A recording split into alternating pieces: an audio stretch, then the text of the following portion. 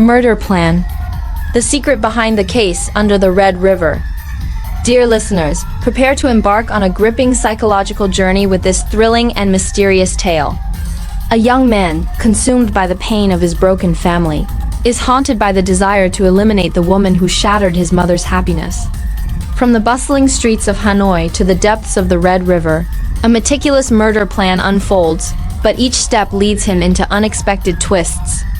Will his hatred triumph over all, or will hidden truths unravel everything? With suspenseful twists, intense emotions, and secrets gradually revealed, this story will keep you glued to every word. Join us to explore each heart-pounding moment, where the line between right and wrong blurs like never before. Don't miss out, tune in to uncover the shocking conclusion. The thought of killing my father's mistress had been haunting me, not just for a day or two. Ever since my father started seeing that woman, my mother, who was going through menopause, fell into a state of anxiety. At some point, my father's habit of coming home late gradually turned into not coming home at all. One day, I pulled my mother out of the bathroom when she attempted suicide unsuccessfully. Seeing the blood spreading hopelessly across the tiled floor, I knew this couldn't go on any longer. I had to find a way to get rid of her quickly. But I still didn't know what she looked like, where she lived, or even her name. However, I imagined she must be a seductive, vulgar woman, charming to the core.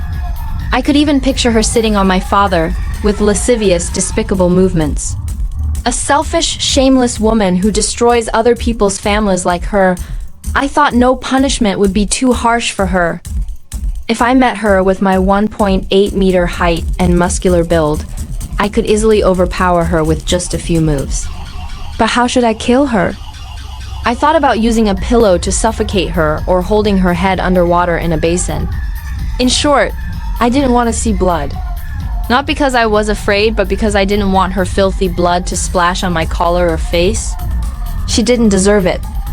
So, after she was dead, how would I dispose of the body? Perhaps throwing it into the river would be a good idea. About 30 kilometers from the outskirts of Hanoi, along the Red River in Hong'an District, there's a deep and wide section of the river. I could stuff her into a suitcase with a few sandbags, and in the dead of night, find an empty riverbank and toss it in. The river water has been murky for years due to industrial waste from nearby factories, perfectly fitting for someone like her.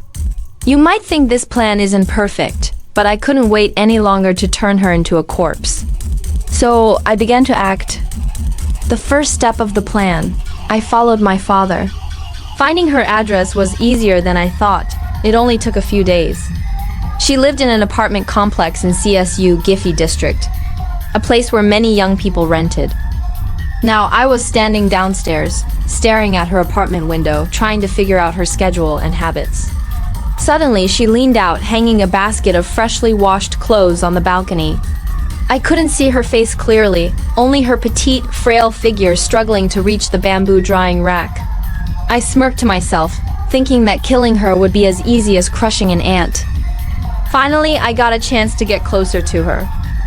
That day, she saw my father off to work, then went to a nearby Vinmart supermarket to shop.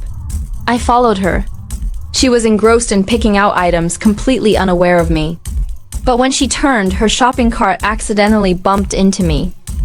Sorry, she hurriedly said. I looked up at her face and felt a sense of disbelief.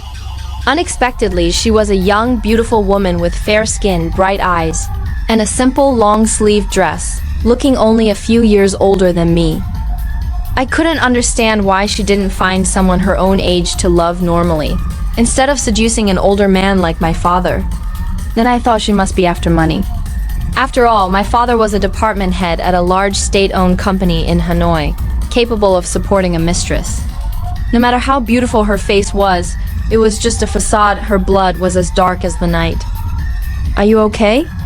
she asked, noticing me standing there, stunned. "I'm fine," I replied. "Good, I'm really sorry." She smiled, casually tucking a strand of hair behind her ear. What a flirtatious woman, I thought to myself. Even when facing a stranger, she didn't miss a chance to act alluring. Perhaps my father wasn't her only man. I brushed past her, my face full of contempt. She looked at me as I walked away, puzzled, unaware that she had just come face to face with death. A few days later, I began the second step of the plan. I didn't intend to kill her in her apartment, as it would surely leave traces. I was afraid the police would track me down through small details, and even more afraid that my father might show up and witness me killing his mistress. I prepared a suitcase in the car trunk, along with sedatives, rope, a knife, and other tools. That night, on a deserted road in lane 165, CSU Giffey, where there were no surveillance cameras and she often passed by after work, I ambushed her. She had been working late recently, which helped me a lot. The night was silent, not a soul around. I pressed a sharp knife against her waist, my cold voice ringing out behind her. "Follow me." In the stifling Hanoi summer heat, her body trembled. She opened her mouth, her voice shaking. "Who are you? What do you want?" "You'll find out soon enough." I forced her toward my car, parked near the CSU Giffey night market. "Please, don't hurt me. As long as you don't harm me, I'll give you anything." She begged. I opened the back door and said, "Get in and I'll tell you." She turned to look at me. My hat and mask couldn't hide the coldness on my face. Her panicked eyes darted around, but unfortunately, there was no one else but me. Seeing the glinting knife in the dark, she reluctantly climbed into the car. I leaned in, getting close to her. My cold breath enveloped her pale, terrified face. Slowly, I said, "Let me tell you what I want. Your life." With that, I pressed a cloth soaked with sedative over her panicked face. Her eyes widened, then slowly closed as she passed out. Everything went according to plan. As it stood, she wasn't supposed to see tomorrow's sunrise. I planned to tie her hands and feet while she was unconscious, stuff her into the suitcase with sandbags, lock it, and throw it into the Red River. I wouldn't even need to kill her myself, just let her slowly suffocate under the river. But I didn't expect that just as everything was ready, and I was about to send her to the underworld, my phone suddenly rang. Looking at the screen, it was a call from my father. After hanging up, I hurriedly turned the car around 180 degrees and sped toward E Hospital in Hanoi. It's all my fault. All my fault. If I hadn't chosen to kill that woman today, my father wouldn't have gone home to talk about divorce with my mother. My mother wouldn't have harmed herself after arguing with him. Mom, why are you so foolish? For a man who doesn't cherish you, for a despicable mistress, why do you keep torturing yourself time and again? You still have me, your son who loves and respects you, the little boy who used to cling to you. I rushed into the hospital, running to the ward. Seeing my mother lying there, lifeless, she slowly turned her head at the sound of my footsteps. Seeing me, her pale face forced a weak smile. "My son, I'm sorry. I've worried you again." I stepped forward, kneeling by her bed in anguish. "Mom, why are you saying such foolish things?" "Why apologize?" "Today, your father came home to talk about divorce. He said he couldn't stand me anymore." Her eyes were filled with despair. "Where is he?" I asked angrily.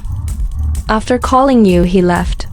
Said he was afraid to face you, afraid you'd be angry. He's probably gone to find that woman now." My mother gave a bitter smile. What a coward. I silently despised him. "Mom." I tightly gripped her rough hands, pleading, "I beg you, don't do anything foolish anymore, okay? Trust me, I'll make sure Dad never sees that woman again. I promise. My son, trust me, okay?" Speaking of that woman, I suddenly jolted. I almost forgot she was still in the car trunk. I didn't know when she'd wake up. After comforting my mother, I left the ward, hurriedly running to the parking lot in the basement and opening the trunk. Thank goodness. Nothing had happened. Just as I sighed in relief and was about to close the trunk, a weak, faint voice came from inside. "Help me." It was her. She was awake. The sedative had worn off. Thud! I quickly slammed the trunk shut. Things were starting to spiral out of control. Killing someone who was awake seemed much harder than killing someone unconscious. I worried I'd feel unnecessary guilt. For a moment, I panicked. Calm down. Stay calm. Another voice in my head told me,